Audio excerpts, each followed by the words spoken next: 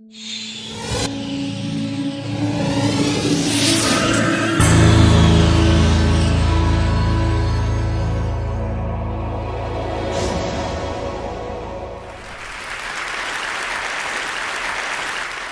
few years ago, I felt like I was stuck in a rut.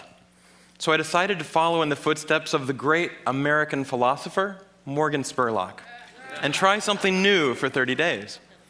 The idea is actually pretty simple.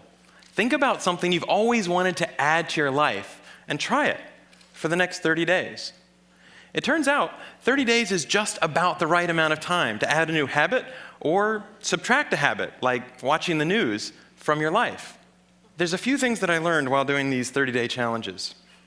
The first was, instead of the months flying by forgotten, the time was much more memorable. This was part of a challenge I did to take a picture every day for a month, and I remember exactly where I was and what I was doing that day. I also noticed that as I started to do more and harder 30-day challenges, my self-confidence grew. I went from desk-dwelling computer nerd to the kind of guy who bikes to work for fun. Even last year, I ended up hiking up Mount Kilimanjaro, the highest mountain in Africa. I would never have been that adventurous before I started my 30-day challenges. I also figured out that if you really want something badly enough, you can do anything for 30 days. Have you ever wanted to write a novel? Every November, tens of thousands of people try to write their own 50,000-word novel from scratch in 30 days. It turns out, all you have to do is write 1,667 words a day for a month. So I did.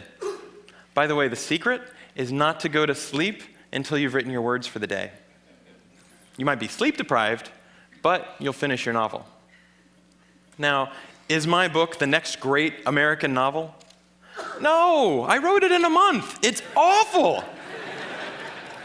But for the rest of my life, if I meet John Hodgman at a TED party, I don't have to say, I'm a computer scientist. No. If I want to, I can say, I'm a novelist. So here's one last thing I'd like to mention.